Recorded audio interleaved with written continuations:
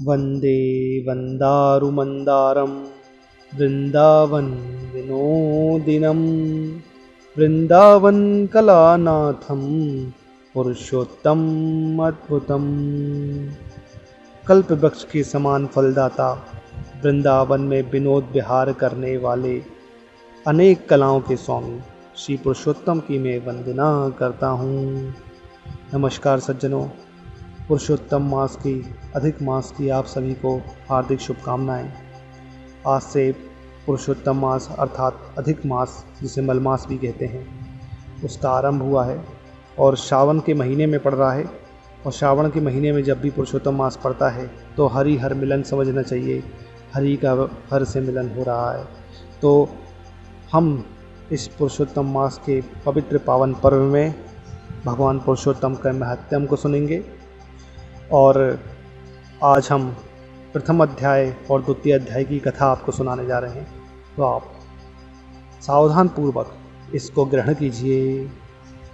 यज्ञ करने हेतु नैमिषारण्य तीर्थ, जो कि उत्तर प्रदेश में है, वहाँ पर बहुत सारी ऋषि मुनि पधारे हुए हैं।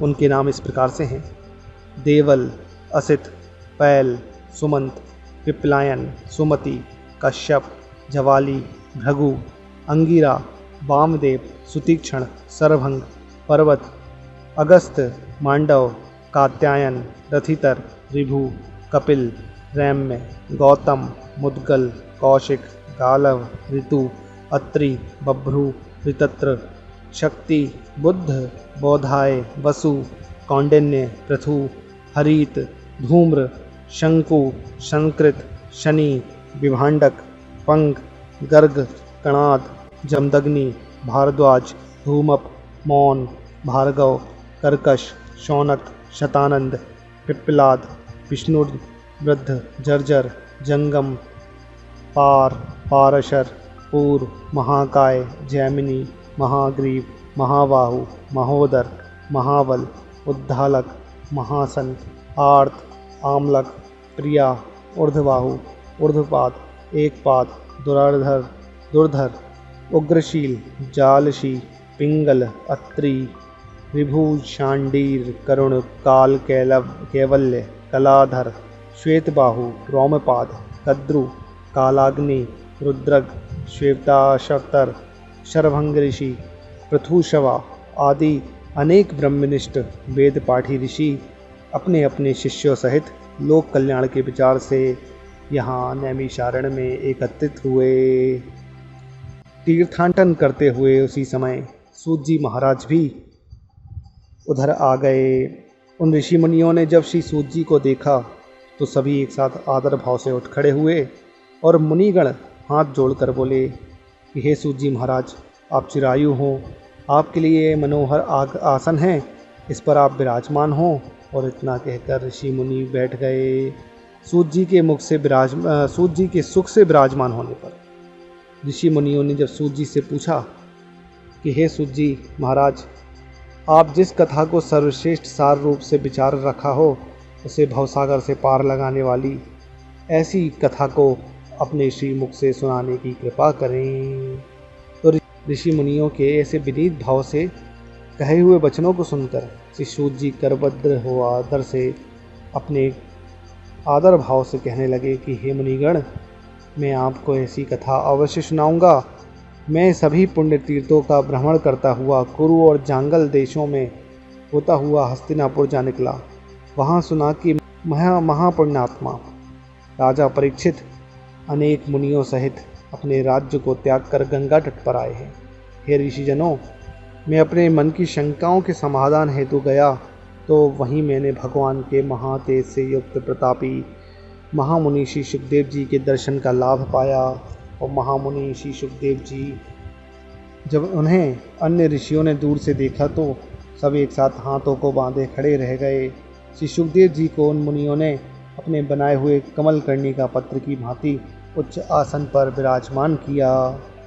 प्रिय मित्रों, यहाँ तक श्री पुरुषोत्तम मास के प्रथम अध्याय का समापन होता है। अब द्वितीय अध्याय यहाँ से आरंभ होता है।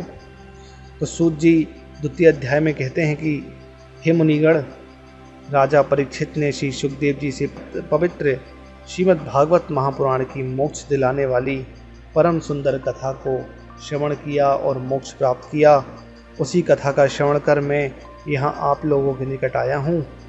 तब ऋषि मुनि जो नैमिषारण्य तीर्थ में एकत्रित हुए थे, उन्होंने श्री सूत जी से कहा कि आप हमें अन्य सभी कथाओं को छोड़कर वेद व्यास जी के श्री मुख से सुनो ही पवित्र कथा को ही सुनाने की कृपा करें।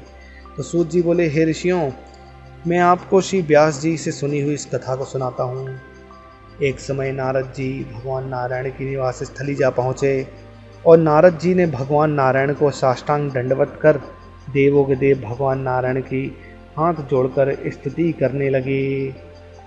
वो बोलने लगे कि हे देवादिदेव, जगत के स्वामी, कृपा सिंधु, सरित पते, आप सत्यव्रती हों, आप ही सत्य और आप ही सत्य का सार रूप, सत्य से उत्पन्न हो, कुटुंब और मोह में फंसे रहने वालों के हित के लिए मुझको ऐसा कोई विचार बतलाइए जिससे मेरा और आसक्त प्राणियों का उपकार हो सके।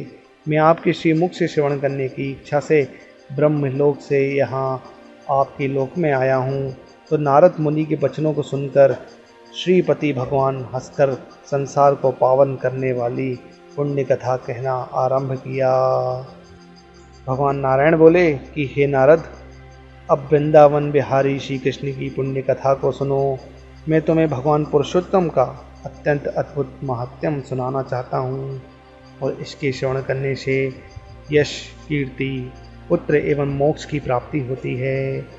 नारद जी ने पूछा, हे भगवान, यह तो आपने बड़ी अद्भुत बात कही, कृपया सविस्तार मुझे इस कथा को बतलाइए। सूत जी कहने लगे कि हे मुनिगण, नारायण भगवान नारद जी के वचन सुनकर घड़ी भर मन को एकाग्र करके पुरुषोत्तम के विषय में बतलाने लगे।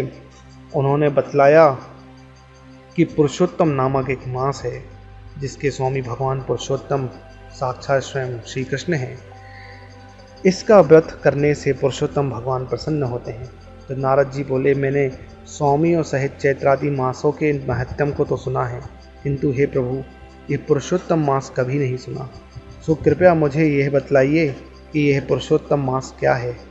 हे स्वामी, कृपा कर ऐसी कथा सुनाइए जिसके श्रवण पाठ करने से रोग और दोष आदि से मुक्त हुआ जा सके।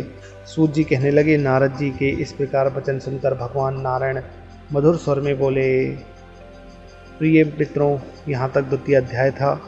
अब हम जो तीसरे अध्याय की कथा है वो हम आपको अगले वीडियो में सुनाएंगे।